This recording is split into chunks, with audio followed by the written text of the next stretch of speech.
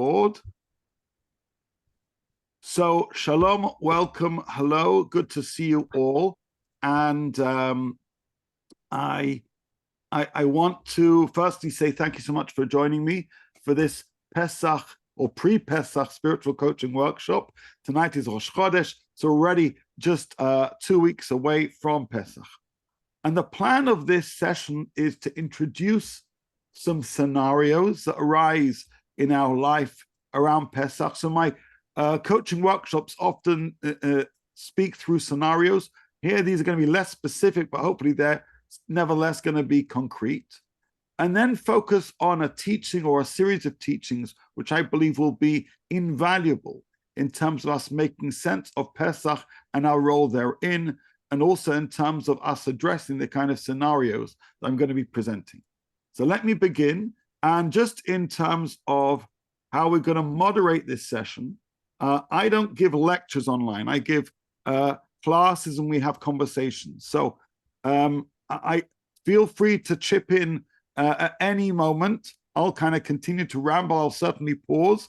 But please note that this isn't listen to Johnny. This is us talking together. And so certainly points of clarification, please ask. But in addition to that, I'd love to hear your insights about some of the issues we're going to be working through. So this is the title of Johnny's Pesach Spiritual Coaching Workshop, Yafeh. And I want to begin with this piece of word art. It's meant to look like a piece of matzah, square, whatever. Anyway, and you can see a whole bunch of words therein. And I want to ask you, have a look at this screen. And these are all different Pesach words. Which word jumps out to you? I mean, which word either triggers you or which word inspires you, which word excites you? Pesach is 2 weeks away. So feel free to unmute or write in chat, whichever you prefer.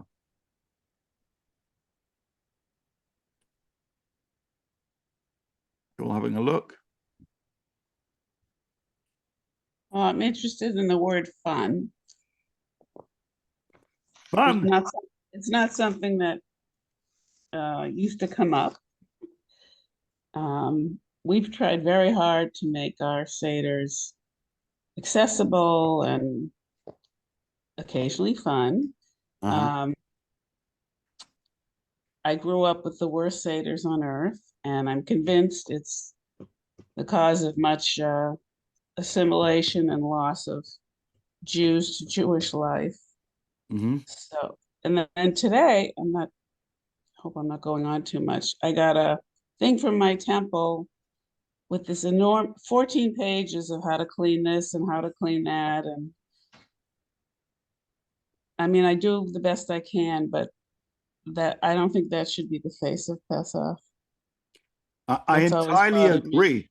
And I entirely agree. And you may have seen, I've been posting a series of Pesach thoughts. I'm not going to try and cram all of these in our session tonight, but I was deliberate in starting the series on the word simcha, joy, meaning there is a mitzvah to be joyous on festivals. I'm not naive. Various different festivals sometimes put personal and financial pressure on families. Sometimes people struggle to find the simcha in certain festivals. And that's something we need to work through. That's part and parcel of what we're going to try and discuss. But I come from a tradition, and this is certainly something that my teacher taught me, that when we address certain festivals, and especially Pesach, we begin not with cleaning, we begin with simcha, with joy. Now, that's one of the words here in this piece of word art, but that's kind of a certain ideology. If a synagogue is publishing notes about Pesach and Simcha, the joy of the festival isn't the first point. There is something imbalanced about how they understand the notion of a festival. You know, it's called a holiday for a reason, and certainly when it comes to Pesach. So I hope we can address the notion of joy and fun, of Simcha. Anybody else, words jumping out to you? To me, the biggest one, obviously, Seder. And I think it's relevant because in Romania, in the first night, there's a big Seder for the whole community. And the fact that it's so big sort of took me with the mind to that Seder. And I think that in a way it's beautiful, and I love the connection, and I love being together with everyone. But at the same time, it can be quite lonely being in a crowd, and it can become a little bit impersonal. So it's interesting to see how to balance that, and how to take meaning and stories when you are part of a very big crowd.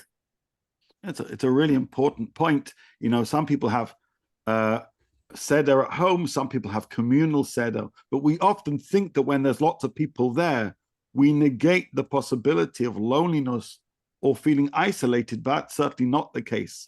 And a perpetual topic, which is addressed by some of the greatest Jewish thinkers, such as Rav Soloveitchik, is about that relationship between the individual and the collective, even where there are many people around. He has a whole essay on it titled The Community, which speaks about most moments just like that, where you can be in a crowded room and yet still feel alone. When it comes to Pesach, that question of how do you feel part of something bigger than yourself is certainly something worthwhile considering. Anybody else will take one or two further thoughts, words that jump out from this piece of word art? Well, for me, the word is kitniot, because actually I struggle in following the food. I mean, the not allowing kitniot in our nutrition during Pesach, and I would be very happy to learn from you and to hear from you what you think about that kind of food. Well, admittedly, we're not going to focus so much on that this evening, only because, say, there are many things on this. But what I can tell you is just yesterday, somebody with a much more limited diet approached me and wished to know whether, given their situation, the strong custom of kitniot can be overridden.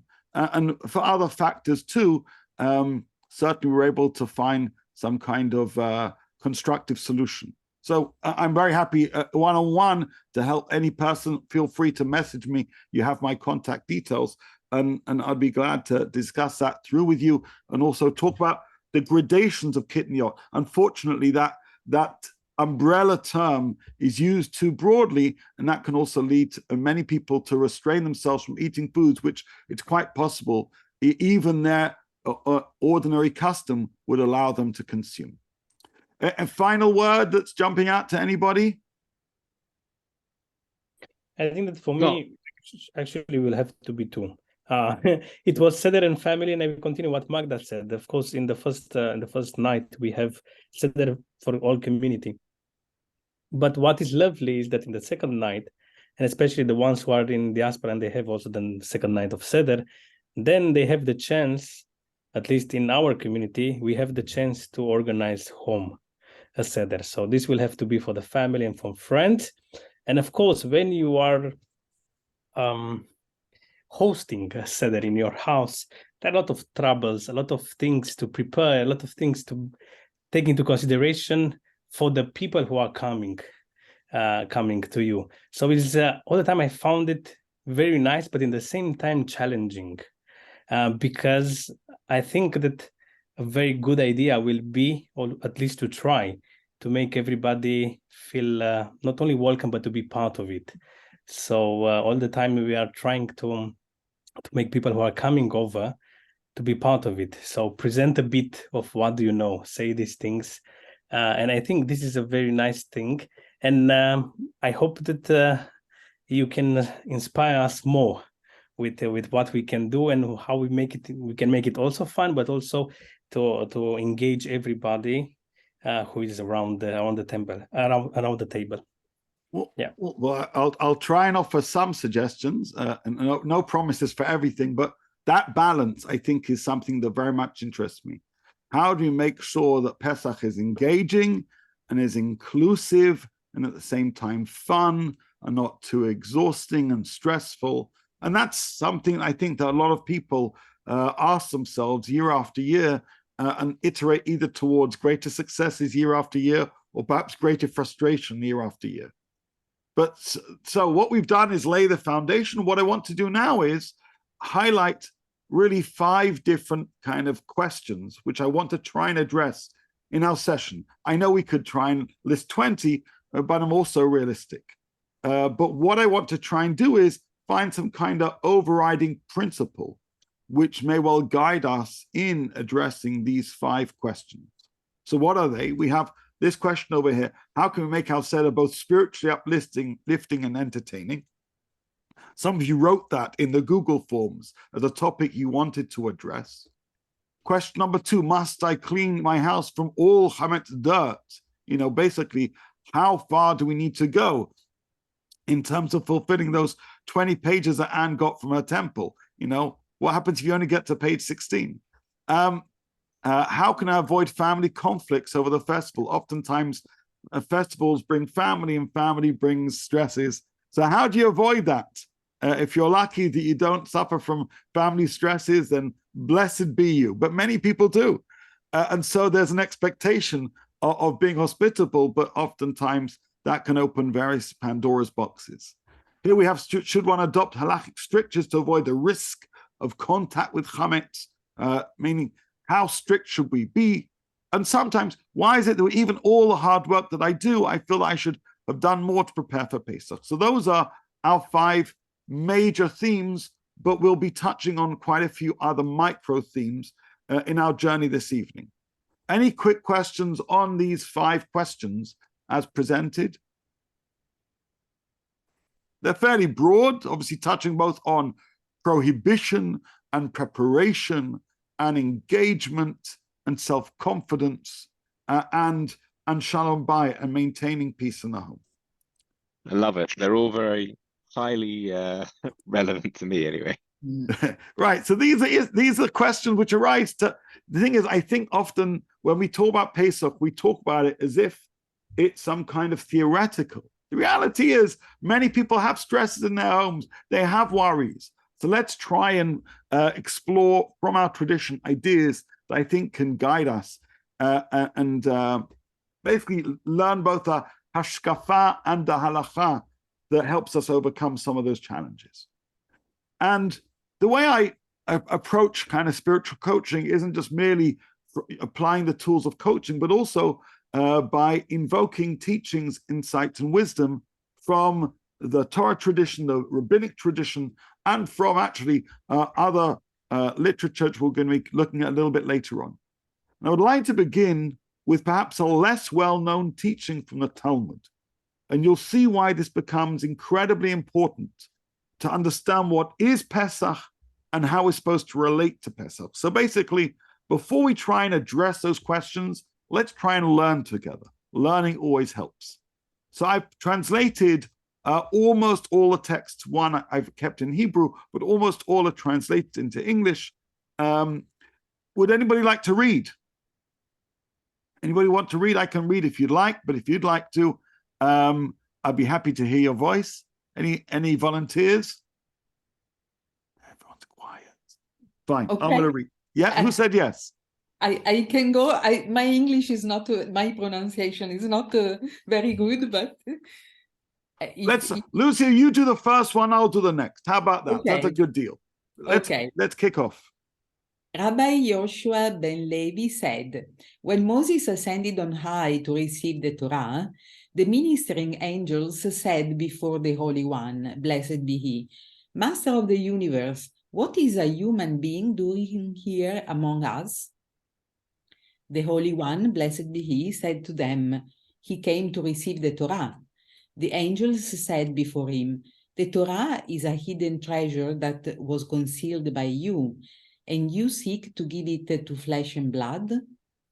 The Holy One, blessed be he, said to Moses, provide them with an answer as to why the Torah should be given to the people. Moses said before him, Master of the universe, the Torah that you are giving me, what is written in it? God said to him, I am the Lord your God who brought you out of Egypt from the house of bondage. Moses said to the angels, did you descend to Egypt? Were you enslaved to Pharaoh? Why should the Torah be yours? Okay, beautiful. So can you see it's a very, very interesting dialogue? The angels complain to God, why are you giving the Torah to human beings? You should be giving the Torah to us. We're angels, we're perfect. God says to Moses, tell them, Moses. Moses says, what do you want me to tell them? He says, okay, fine. God, what's in this Torah? Moses is about to receive the Torah.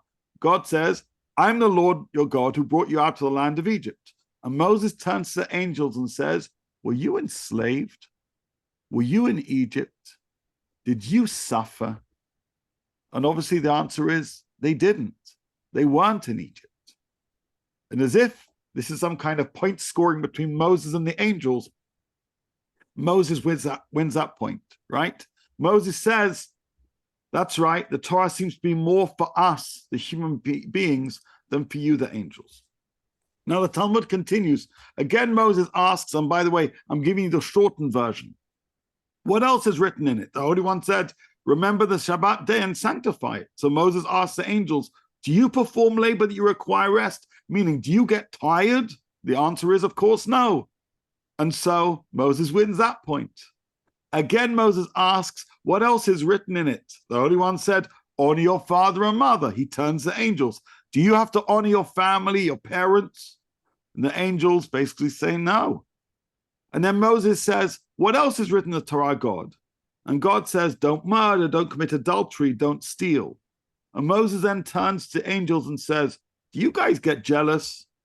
Is there ever an evil inclination within you? Basically, the mitzvot are meaningless to you because you are not human.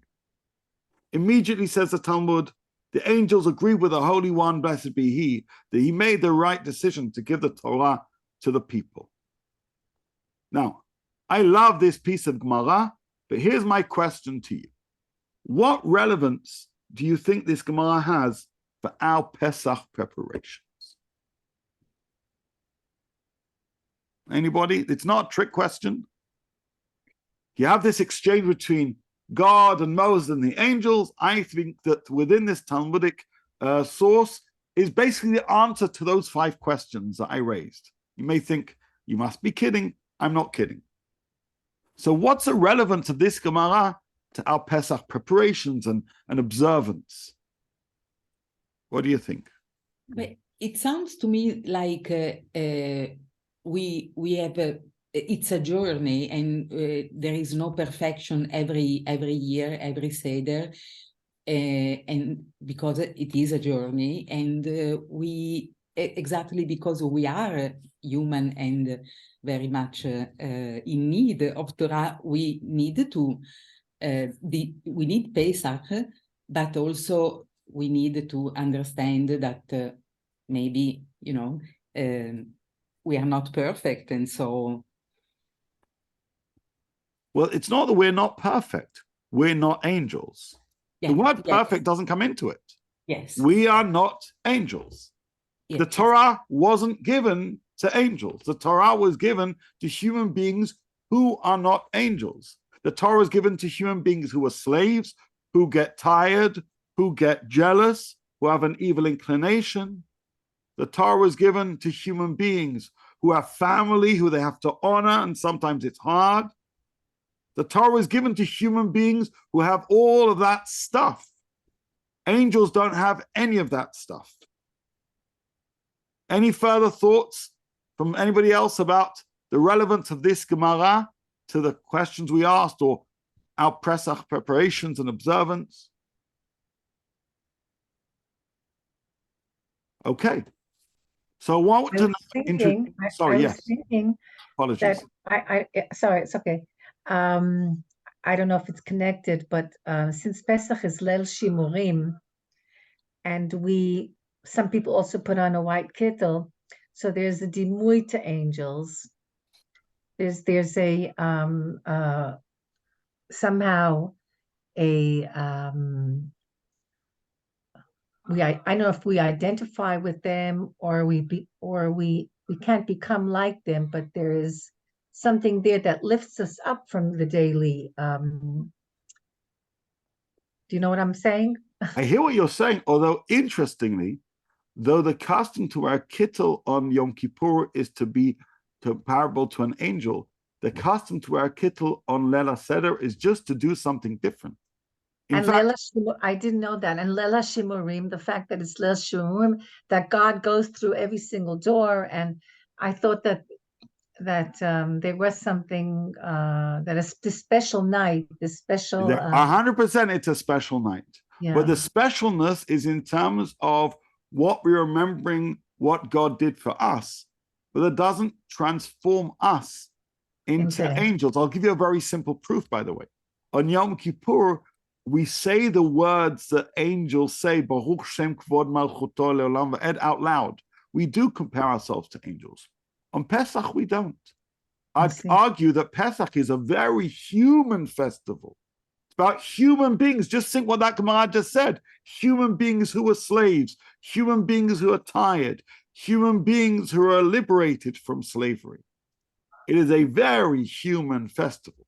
And this is really the nakudah, the point I wish to emphasize.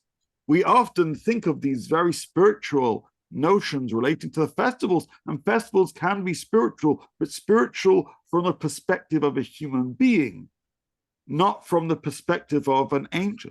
And the Gemara basically just said that the Torah was given to human beings. Now let me introduce you to a halachic concept mentioned in the Talmud 3 times and summarized by many different halachic authorities, which really distills what that previous Gemara said. So that previous Gemara says, it talks about this exchange between God and Moshe and the angels. But elsewhere, we are told the following principle. Can you see at the top? And it's mentioned, as I say, 3 times in the Talmud. Lo nitna Torah lemalachei hasharet. The Torah was not given to the ministering angels. Now, that already is evident from the previous teachings. But in fact, the moments where this line is invoked in the Talmud isn't just in terms of theology, but also in terms of halakha. There are certain things which, in principle, we could do physically better. And yet, in various different instances, the rabbis say, yeah, in theory, a human being could do this better, but the Torah was not given to the ministering angels. Here I quote from Rabbi Asher Weiss, who is a contemporary halachic decisive. And he says, this phrase of the Torah was not given to the ministering angels was said by our sages about activities that a human being could technically do. However, our sages determined in their wisdom, it would make no sense for the Torah to be so demanding of human beings. And so they express this idea in this exaggerated way by saying that the Torah was not given to the ministering angels. Meaning there are certain things which perhaps we could do better physically, but halakha says, don't worry, you don't need to live your life as if you're an angel, because the Torah wasn't given to an angel, the Torah was given to human beings who get tired, who get jealous, who are human. And in fact, as I write in this note below, there are many areas of Jewish law, including, for example, the extent to which we need to check our foods for bugs, or even some of the bidikot, the checks which are done in the laws of family purity, where the rabbis say we could be more demanding and we shouldn't be, and we're not going to be, precisely because the Torah was not given to ministering angels. Lo nitna Torah lemalachei hasharet. This is a phrase I want you to remember, because not only is it important in terms of theology of Judaism, the Torah wasn't given to angels, but it's essential in terms of halachic practice. There are certain things that we could ask more of ourselves, that the Torah could ask more of us, and yet the spirit of halakha says we need to treat human beings like human beings, not treat them like robots, not treat them like angels. Now, before we go on, do you have any questions about this principle, which is, as I say, really a mere extension of what we read earlier on?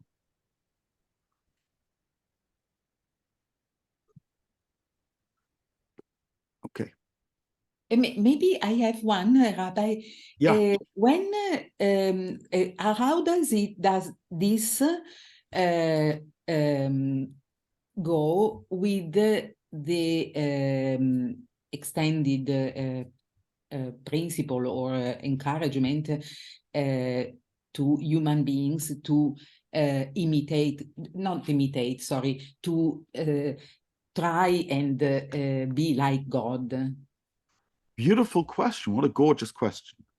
Imitatio Dei, the idea of trying to imitate God is trying to imitate God in God's deeds, because that's what we can do. So the Torah begins by God dressing Adam and Eve. So we're told if you see somebody without clothes, assist them, make sure that they have clothes on their back. At the end of the Torah, God buries Moses. And so too, if we see somebody who's died, or we know that there is the need for our involvement in burial or assisting mourners, then we should be there. And in between in the Torah, God feeds the hungry and provides what, so that's what it means, imitatio Dei. But we can't be God. In fact, the attempt to think we are like God is heretical.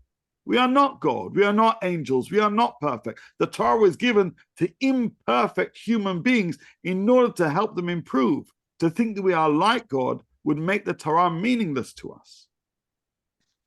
So imitatio Dei is to do what God does, but not to think that we are God. Okay. Now, what I want to now show you is the application of this principle of lo nitna Torah l'malachei hasharet in respect to those 5 questions we discussed. So, do you remember one of the questions was, must I clean my house from all chametz dirt? The short answer is no. Do you know why? The only beings who can clean their house from all chametz dirt are angels. And lo nitna Torah l'malachei hasharet. So let me give you 2 examples of this, but I'm happy, again, privately to give any guidance to any individual person. We are taught that we should clear our house of chametz. Either the chametz that we are keeping in our house needs to be sold, and any chametz we're not selling, we should rid ourselves of it. We should look for chametz. There is a din, there is a requirement of bedikat chametz. That is checking for chametz. And then once one checks for chametz, you're supposed to make a declaration. Whatever I didn't find, it is meant to be ka'afra da'ar'a, like dust of the ground. Meaning, we negate the chametz identity of any crumbs or food, for that matter, that we haven't found. And if you see the top source from Yechiel Michael Epstein's Aruch HaShulchan, he says, after a person has checked as best they can, they need do nothing more than say the Bittul formula, that statement that anything they didn't find is like dust of the earth. And why? Because the Torah was not given to the ministering angels. That's all you need to do. You should, if you're selling chametz, sell it. You should clean your house to find any known chametz. And whatever you don't know, you make a declaration, chick-chack, that's it. Thus, the implication that one has to clean from every crumb is ridiculous, and it's suggestive that we should treat our house like a laboratory and that we ourselves are like robots or angels. And if that were to be the case, then the Torah isn't relevant to us. Moreover, early on in Mishnah Pesachim, it says, after you've done your searching for chametz, could we worry that maybe an animal brings some chametz into our house? It says the Mishnah, no way. And I've underlined at the bottom, in that case, there is no end to the matter. And it would be impossible to rely on any such for leaven. If you always say, what if more chametz could be found? An animal could have brought it in. Maybe there's something hidden there. If you play that game, you can never relax. You can never enjoy Pesach. You're always worrying about something you can't find that may well have been brought into your house even without your involvement. So the principle of lo nitna Torah l'malachei hasharet means that we clean our house for Pesach, we say the Bittul formula, and that's it. And we don't worry about the possibility of finding anything more, because as a rabbi say, en la davar sof, there'd be no end to that matter. Any questions about this first answer to our first question? Can you see how lo nitna Torah l'malachei hasharet is a beautiful expression which really summarizes how we should relate to the act of searching for chametz, but also the acting of stopping to search. We need to know when to stop. We need to say, I've done my best.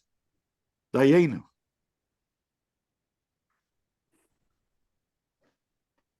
Okay, let's move on to our second question. How can I avoid family conflicts over the festival? Now, you may have thought I'm going to give you a trick.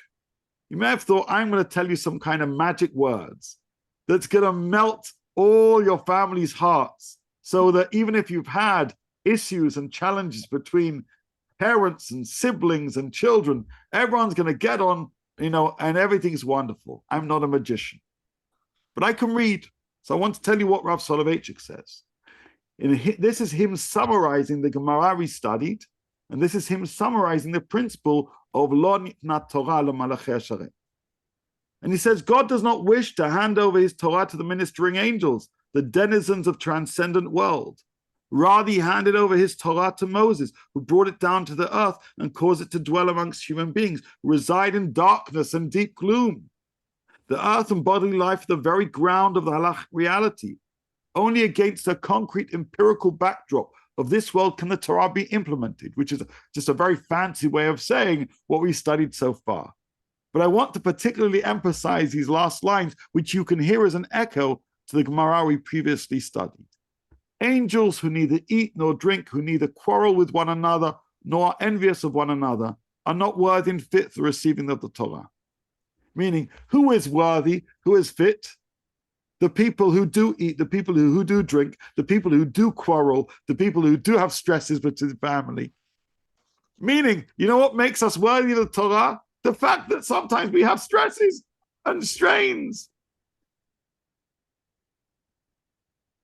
We may well want, whenever a Chag comes along, to make things perfect. And by the way, I urge anybody who may have issues within family dynamics to try and make things better. Obviously, muvan me'elav. But to think that somehow being human is a flaw when celebrating a festival is to misunderstand the source of the festivals. The festivals are instructed us by God from the Torah, and the Torah was given to us human beings. And us human beings, we get tired, we sometimes have misunderstandings with families, and we sometimes quarrel with one another. That may not be ideal, but it's very human. And just as much as we're only human in terms of our checking of chametz, give yourself a break. You're only human. When it comes to festivals, it'd be nice to think that everything's going to go smoothly. The reality is there could be some strains. But that's what happens when you're human. Accepting that comes with the accepting that we can't, nor should we, try and find every crumb. Lo nikna Torah LeMalachei Hasharem. Any thoughts about this? Once you kind of ponder this concept, you realize, yeah, of course, the Torah is for precisely the kind of people who sometimes don't always get along, because that's why we have a Torah, to learn how to do it better. If we were perfect, we wouldn't need the Torah. Any thoughts about this?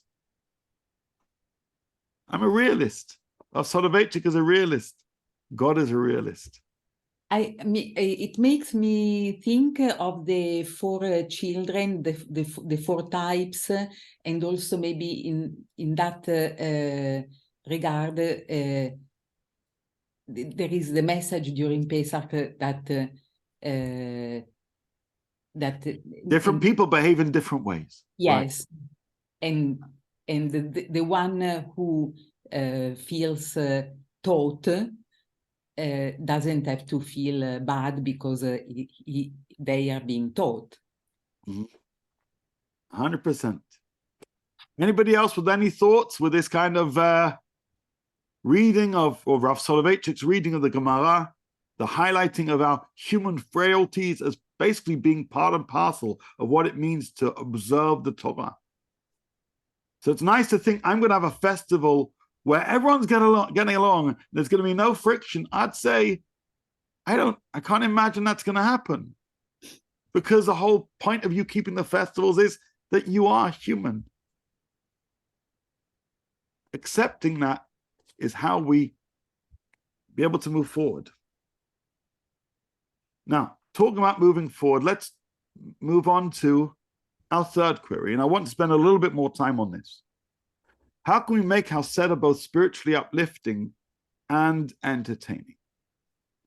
So I want to firstly give you some halachic advice and then spend some time sharing some thoughts and hearing yours as well.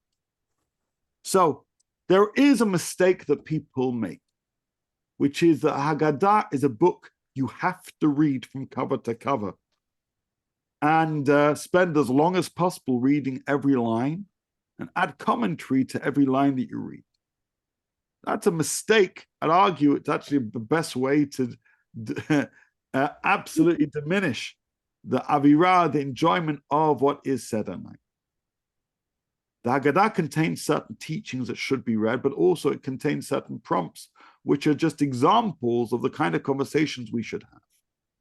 Still, as a Tosefta says, and the Tosefta is a teaching from the time of the Mishnah, we let the children snatch the matzah so they don't get bored and fall asleep before the eating of the matzah. Meaning, there was a custom, some people are pro this custom, some people are against it.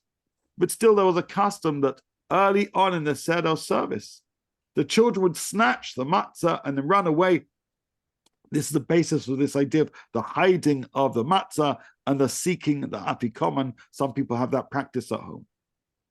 But the children would snatch the matzah and run around and hide it somewhere. Why would they do that? So they have fun. So they don't fall asleep listening to old people reading books really slowly. I mean, the whole idea of Seder night is to engage people, not just in reading, but in the whole event. The Exodus wasn't a book club. The Exodus was an event of movement. If you want to do something fun, relive the Exodus. Some people act out the Exodus. Some people dress up. I think that's fabulous. But know that our tradition already gives us tips. Make sure you have activities if you have young children, so they don't fall asleep. Make sure that they're doing things rather than just listening. And this isn't just a statement in the Tosefta. This is a law in the Shulchan Aruch. It's a mitzvah to eat, to hurry and eat at the Seder for the children may fall asleep. Meaning, don't take so long until you get to the food, because by that point, both kids, and by the way, adults, it's talking about kids, but I think we've all got a bit of a kid inside of us, right? Don't take so long with the reading when people are hungry, especially in certain countries when Seder starts a little bit later on. Be sensitive to people. So the first source tells us, make sure there is active learning and engagement. Be happy that people are moving around. Number two, don't take so long reading. And you may well say, well, obviously these are kind of just like tips for not so scholarly people. What I have here, the commentary on the Haggadah of Rabbi Yaakov Kanievsky. He was known as a Stipler, a very, very famous rabbi who lived here in Israel. And what does it say here? It says he would read the Haggadah in a relaxed way, but wouldn't add excess commentary to the reading of the Haggadah, so they could reach the point of eating the matzah earlier on. Meaning, let's get to the food. And then, during the meal, what would he do? Then he'd add all the Torah insights and commentaries. Meaning, why make people have to wait for food because you want to give them some kind of long drosh? So he believed in reading the Haggadah. He believed that there were certain parts we were obliged to read. But one has to be aware of your crowd. And rule number one, the rabbi is, know your congregation. But I would say with every Seder, know your crowd. And so that then leads us to ask the question again, how can we make our Seder both spiritually uplifting and entertaining? So I'd say begin with an understanding of the pace of the evening. Don't say we're going to read the Haggadah and all people can say all the ideas they want and we'll eat when we eat. I don't think that's right, fair, or sensitive. And by the way, there are some people who very much need to eat earlier on. Beyond that, actually negates a tradition, which is meant to keep a certain pace. By the way, part and parcel of it is to replicate the pace of the children of Israel leaving Egypt. They left b'chipazon, they left with speed, so you're supposed to get on with speed. If you say, well, how about all these great divrei Torah I want to share? I say, do it during the meal. That's a good thing to do then. And so planning for different activities, dressing up, acting things out is a good idea. In terms of my home, until we eat the meal, we actually sit on the couches. We don't sit by the table at all, so that we can lean when we drink the wine, but also so it's a little bit different, so it's more informal, so it's more fun. So if you're able to do that, I think it's a great thing to do. And try and have some tricks up your sleeve. Bring some kind of unexpectedness to the evening. Perhaps small games you may want to bring out. Whatever. I mean, I'm happy to hear your ideas yourself. But I think that if we understand that we have people who want to engage, but also once they get turned off, it's hard to turn them back on again. Keeping that pace. And how about spirituality? Less is more. Maybe do a 2-minute meditation. Ask everyone to close their eyes. And imagine they are going out of Egypt. That's what we're supposed to do. The book says so. But have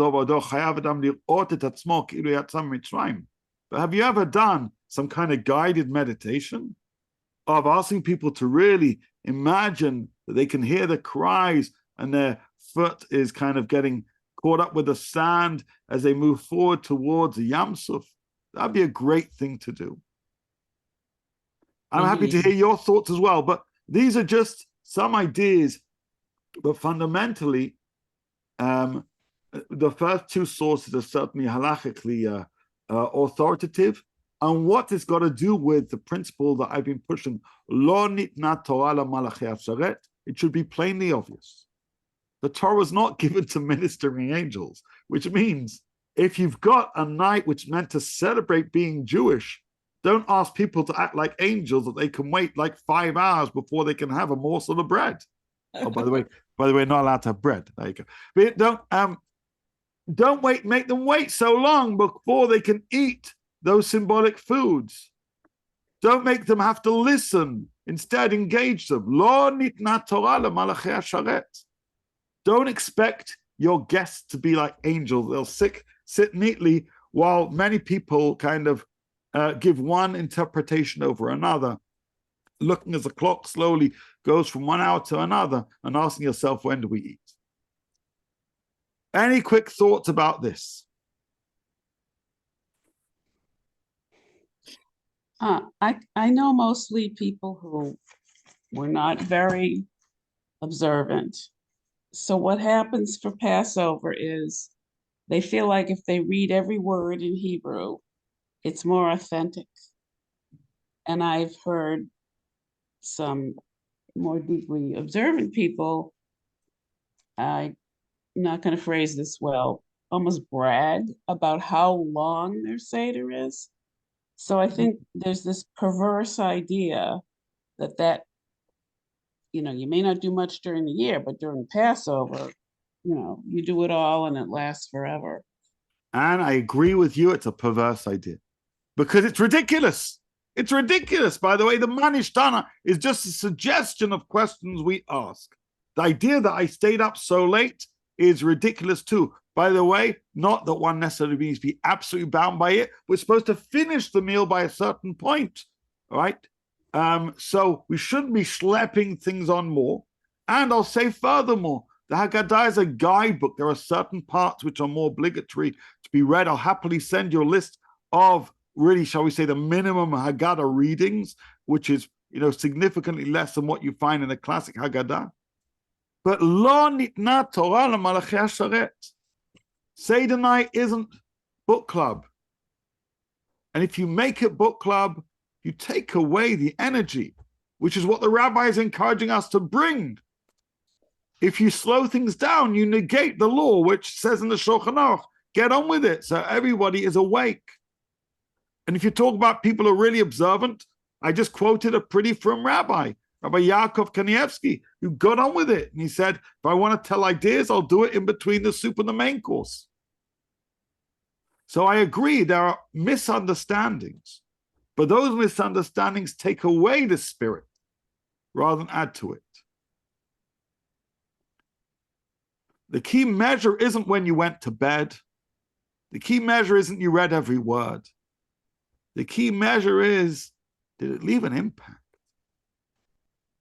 Was this a night to remember? Yeah. Did we feel that we connected our past with our present? And so a guided meditation is probably more likely to do that than reading that extra line of some kind of Aramaic passage. So I urge people, and I speak from a place of being relatively well-read about Jewish practices. I urge people, anybody who thinks you have to read every word, they're wrong. Anybody who thinks it's all about a competition who stays up late, they're wrong. How can make our Seder night spiritually uplifting, entertaining? The answer is, the question is, how long is a piece of string? That can be, that depends on every person, every setup, every situation, the age of the people, the number of the people, whatever. What I do know is that's what you need to plan for. Sometimes we're so careful to plan for the consumption menu in terms of food, we fail to plan for the spiritual menu in terms of soul. Yeah. Think about what we can do to uplift. And by the way, it could be, you go around the table and say, when did you feel free? Could be that people tell stories if they are individuals who've moved from one country to another, perhaps immigrants. What does it mean when you're on a boat, leaving one country where you felt much more restricted and going to another where you felt that you're going to be much more liberated? That's powerful, right? So obviously there are many ideas, but the notion of every word, the notion of however late it can be, is foreign to me and foreign to, I'd argue, the halachic tradition, at least the one that's familiar to me. Any further thoughts or insights? Remember the principle, Lo nitna Torah lemalachei hasharet. Don't try and be an angel on Seder night. I want to ask you a question. Sure. First of all, thank you for setting me straight about the Lo nitna Torah lemalachim. Lo nitna Malachei Torah hasharet. למלאכי השרת, כן.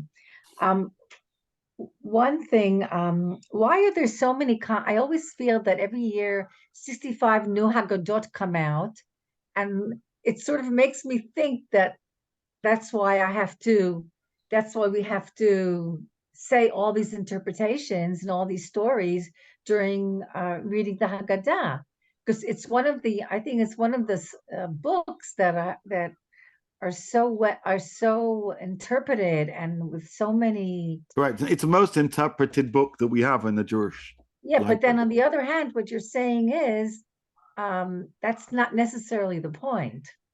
Mm-hmm. Correct, I'm saying that too.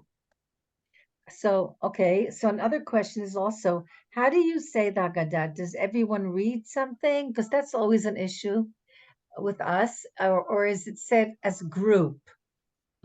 Does everyone sort of chant together, which was done in my house, in my parents' house, and in Israel, everybody reads just a passage. So how do you do it? Is there any ideas on that? Well, firstly, there's no one. The very fact you mentioned different people doing different things means there's no singular custom. But here's an interesting example, right? Imagine we were having a seder together, and I said, Goldie, I'd like you to read this passage. I'd like you to read it as a person who is suffering, right? Do some kind of public speaking. I want you to read it as if you're trying to tell this story to the world. Meaning even reading means many different things to many different people. Read it as an Egyptian, read it as somebody who's now in Israel, right? So even when we talk about reading, I think we should not look at it in such a binary fashion. Other people chant it. Ideally, it's great fun to sing things. So there does really need to be some kind of stage manager, I'd say, for the reading. I think in every event, it's good to have somebody overseeing an event saying who would like to do X, or we've already planned for people to do X or Y. If you know who's coming to your seder, you can also ask people ahead of time, I'd love you to read this passage. Can you practice it? Can you think of ways to do it differently? Who says you can't prepare? So I don't think there is any singular way of reading the Haggadah or going through the Haggadah, but to paraphrase Heschel, far more significant that the Haggadah goes through us and we just go through it, right? So we should be cognizant of where we are and what we're doing, but wherever possible, I think songs are great. If you think, by the way, your guests don't know songs, look on YouTube, find some songs of texts that you think you're going to come across and send it to your guests and say, we're planning to sing these songs. Can you brush up on them? This is going to be part of your pre-Pesach Spotify list. How good would that be, right? So I think Seder night is an event. And events really go well when they're planned. At the same time, they go even better when they're planned and when there's also a sense of spontaneity. Don't overplan. Allow people to, react and respond as they wish. But maintain also a sense of pace and energy and unexpectedness. Don't make it be predictable. The key thing is, and this is something I spoke about in a shiur last year, our job is to make Seder night as if we were going out of Egypt. And the powerful thing about going out of Egypt is we had no idea what was happening next. If your Seder night is predictable, you're not reliving the Exodus, you're just telling it. If you want to relive it, you've got to create an energy such that you're not quite sure what's going to happen next. Have some surprises in order. Any further thoughts on this? Obviously, it's a topic that's of interest to many, and I've only given a few examples. But knowing what is expected of us and the kind of pace and dispelling those myths, I think, is valuable. And this is all underpinned by this notion of Lo nitna Torah lemalachei hasharet. You're not expected to be an angel nor your guests.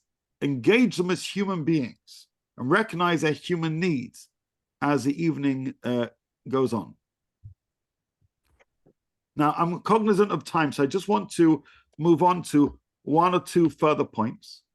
This is a Hebrew passage written by Yitzchak Yosef, so really summarizing the teachings of his father, Avad Yosef, about Pesach.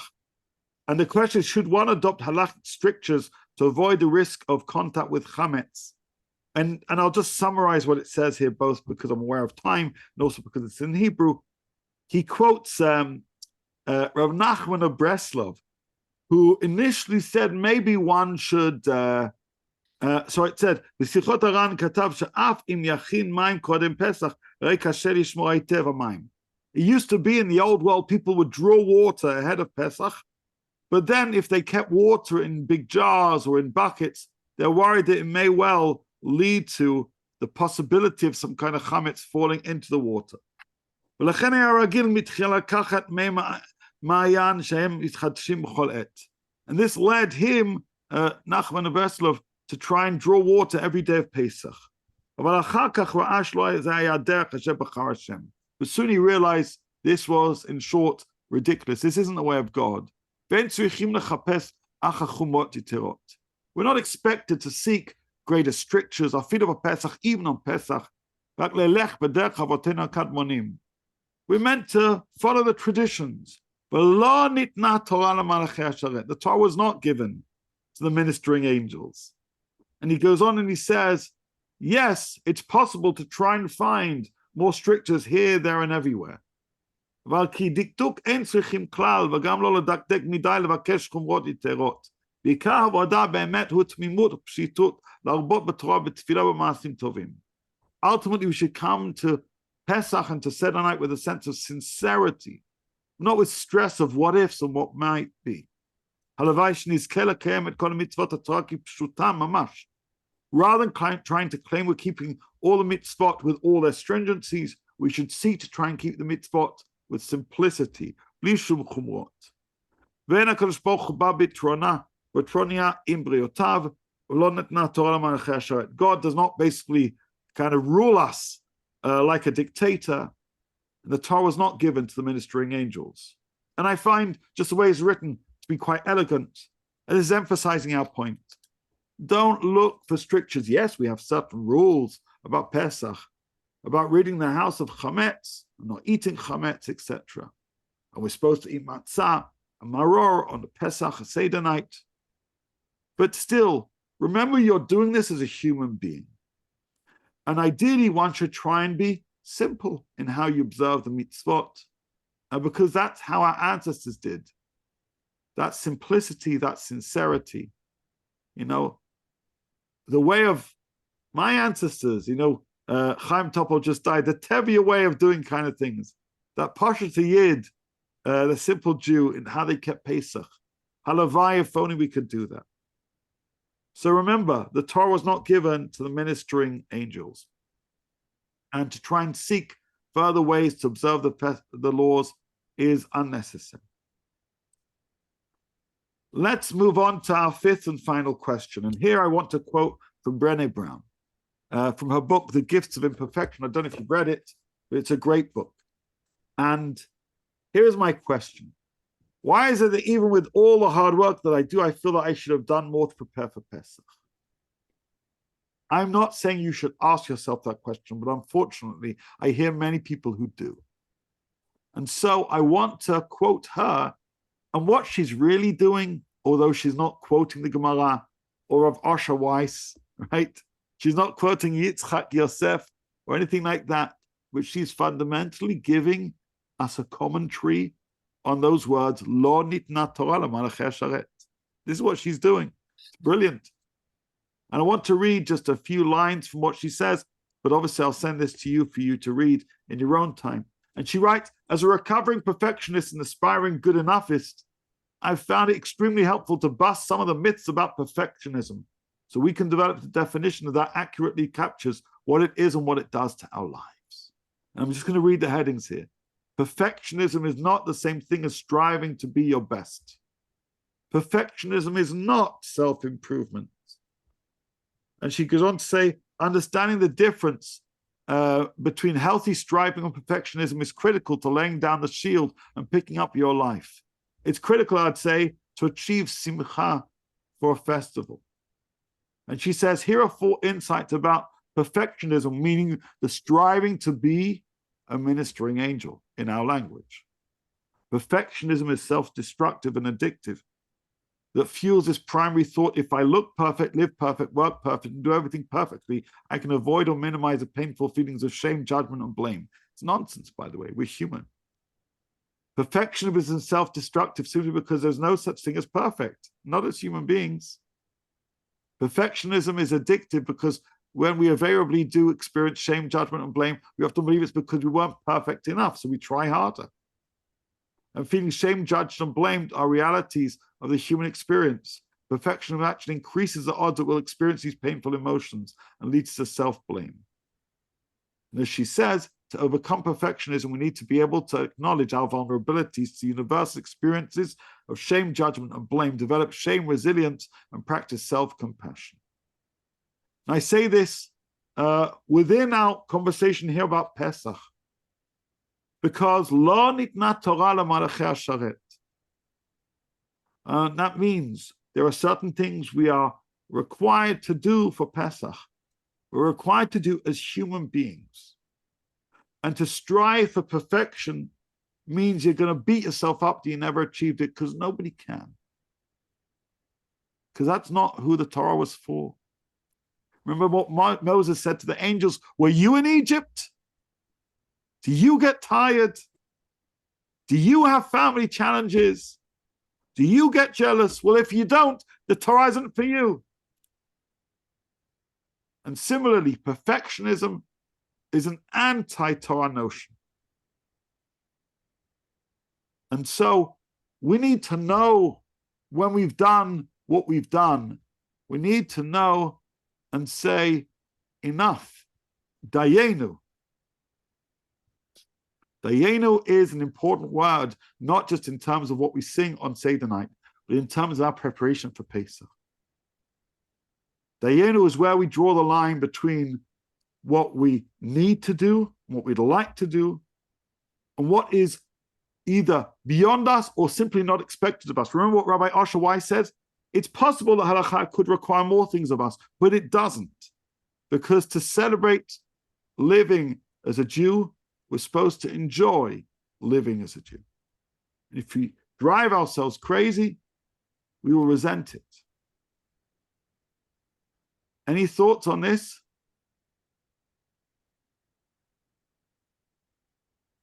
I really love Brené Brown's work and all the idea of allowing yourself to be vulnerable. And on a personal note, I've experienced it very recently, trying to do everything in a certain way. And then one thing doesn't go according to the plan. And then I feel that everything is ruined. So yeah, I can totally relate to that idea. And I know how important it is to, as someone very wise taught me, choose your battles. Choose your battles, 100%. I may know that person. Right, now, I want to ask you one quick, two more questions. In fact, no, I want to ask you one more question and share with you one more insight.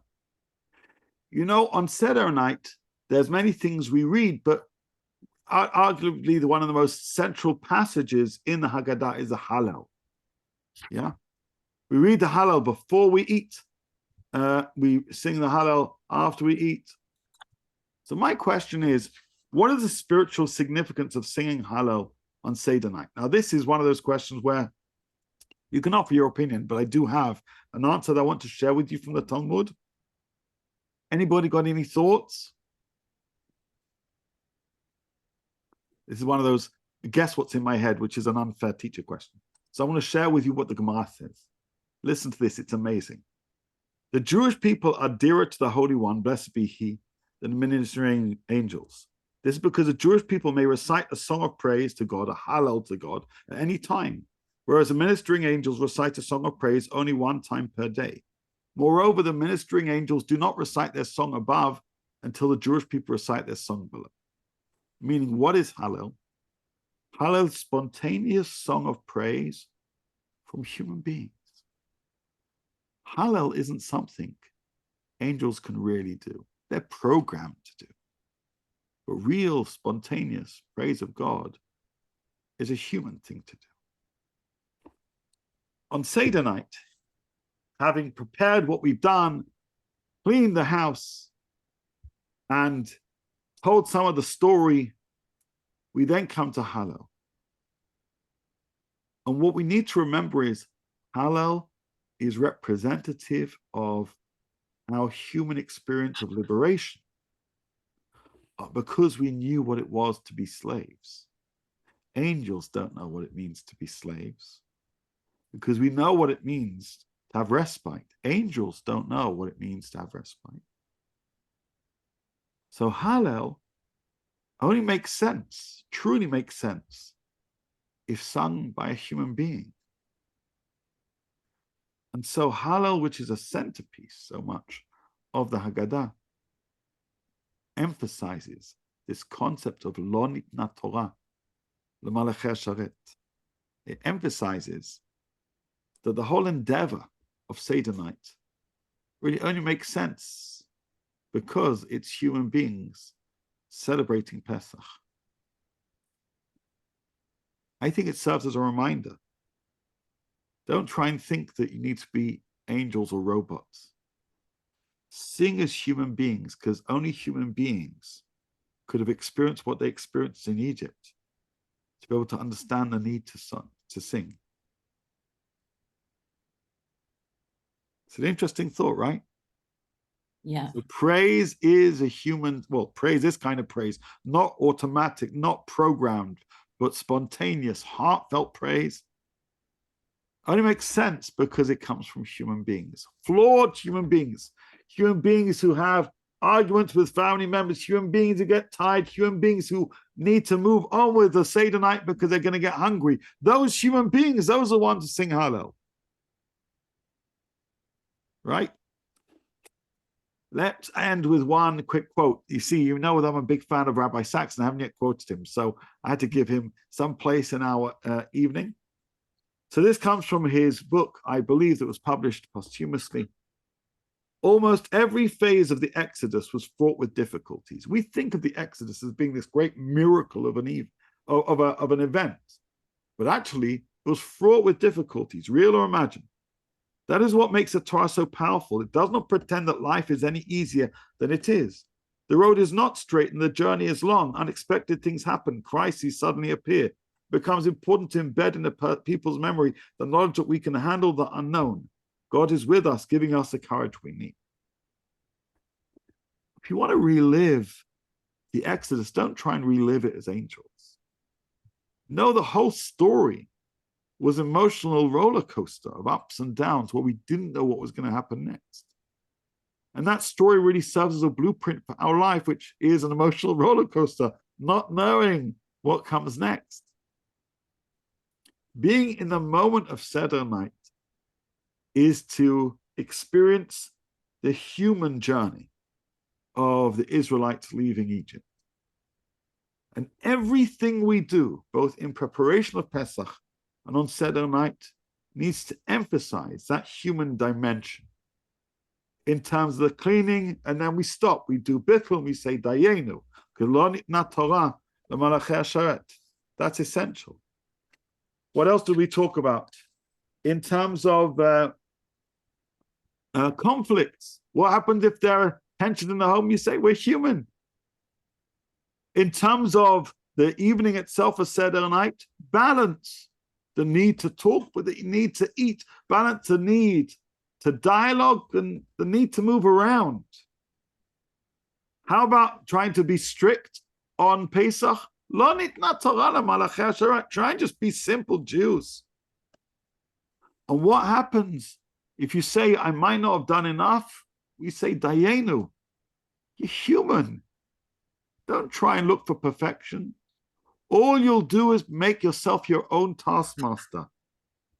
You won't be celebrating Pesach, you'll be celebrating slavery. You'll be making yourself into a pharaoh that's beating yourself down. So what I hope we've done through this journey is understand the importance of this concept of Lo Nitna Torah LaMalachei HaSharet, a halachic concept, which really summarizes this Gemara in Masechet Shabbat. And in so doing, we've tried to address these various different questions. And yes, Pesach is a spiritual festival, but it's spiritual from the perspective of a human being. And I believe that more we understand that, the more we celebrate that human dimension of Pesach, the fears and the running and the worries and the stresses, the more we recognize that that was part and parcel of the Exodus, the more we can actually kind of live with the challenges that we have when we keep our Pesach every year. To try and be an angel when you keep Pesach is to negate the Torah and is to misunderstand what we're trying to talk about. And so on Seder night, we sing Hallel. We say only human beings would have sung this Hallel. And who we are, human beings telling a story of human beings leaving slavery and celebrating liberation. Any quick thoughts before we wrap up? Only that it was beautiful, Rabbi Yoni. You're very kind. Very You're very, very kind indeed. Just sharing ideas. You know, these are just Torah ideas, which I think are often overlooked. And the way I run these spiritual coaching workshops is often looking at real life issues like we've done, right? Real life issues of family conflict, of feeling tired at the Seder, and identifying halachic or spiritual teachings which help us deal with those challenges in a deeply spiritual way. I don't think what we've tried to do is avoid how we celebrate Pesach. It's instead to confront how to do it in the most authentic of ways. And as was mentioned before, actually the way many people nowadays celebrate Pesach, with the long lists of what you're not allowed to do, right? And reading every word, I think takes away the spirit, the essence of what is Pesach. So to have an authentic Pesach, it is to recognize and to remember. Okay, I think we're going to wrap up. I said I'm going to send you all the handout, the presentation that I shared, okay? So Thank I have you. all your details. Obviously, if you have any follow-up questions you want to ask privately, if you don't yet have my WhatsApp number, you probably do. It's at the footer of my email. I'll be sending that to you soon. And I wish you all a Chag Sameach v'Kasher. You know, some people say a Chag Kasher v'Sameach. Well, I always put Sameach first, as did my teacher, as Chag Sameach v'Kasher. And you should have a joyous festival and one which you can celebrate the festival and the rituals.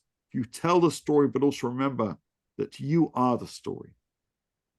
Be the story. Share it, live it, and enjoy the freedom that we enjoy nowadays of being able to do so. So wish you all well and Chodesh Tov.